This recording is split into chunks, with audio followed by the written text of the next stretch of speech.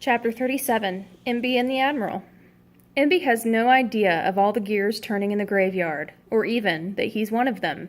His world is contained within the square panels of his comic books and the well-defined borders of a pinball machine. Staying within those borders has been a successful defense against the injustice and cruelty of life outside of them.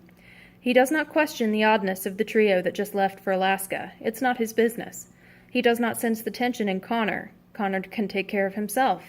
He does not spend time wondering about Roland. He just stays out of Roland's way. But keeping his head down does not keep him in the safe zone. Imby is, in fact, the central bumper on the pinball board, and every single ball in play is about to rebound off of him. The Admiral has called for him. Imby now stands nervously at the entrance to what was once the Mobile Command Center for a President of the United States. There are two other men here. They are in white shirts and dark ties.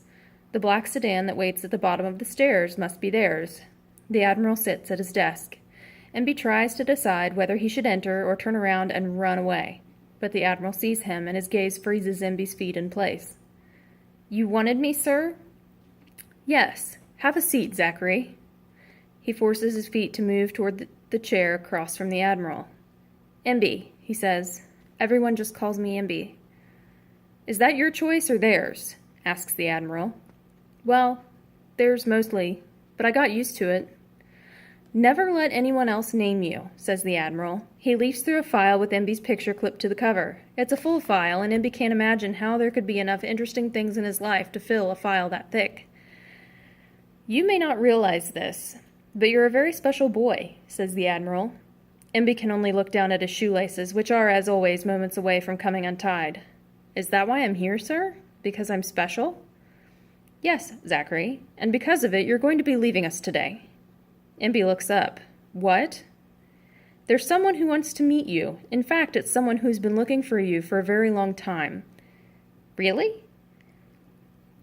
"These men will take you there." "Who is it?" Imby has a long-standing fantasy that one of his parents is actually still alive. If not his mother, then his father. He has always dreamed that his father was actually a spy, that his death all those years ago was just the official story, and he's been off in the untamed corners of the world fighting evil like a real-life comic book hero. "It's no one you know," says the Admiral, dashing Imby's hopes. "She's a good woman, though. Actually, she's my ex-wife." I don't understand." "It will be clear to you soon enough. Don't worry." Which to Imby is an open invitation to worry without end. It makes him start to hyperventilate, which makes his bronchial tubes begin to constrict. He starts to wheeze. The Admiral looks at him with concern. "Are you all right?" "Asthma," Imby says between wheezes. He pulls out an inhaler from his pocket and takes a puff.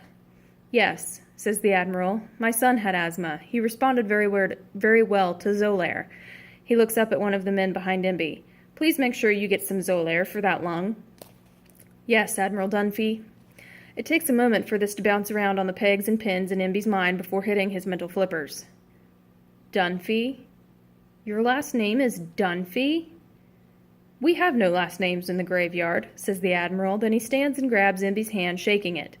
"Goodbye, Zachary. When you see my ex-wife, give her my regards."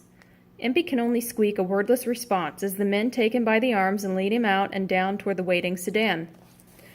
Once the boy's gone, Admiral Dunphy leans back in his chair. With all the things threatening his domain, here's one thing he can be pleased with. He allows himself a brief moment of satisfaction, glancing over at the smiling picture of his son Harlan, better known as Humphrey in modern folklore, but those who loved him know his real name. Yes, the Admiral is redeeming himself and setting things right, bit by bit by bit.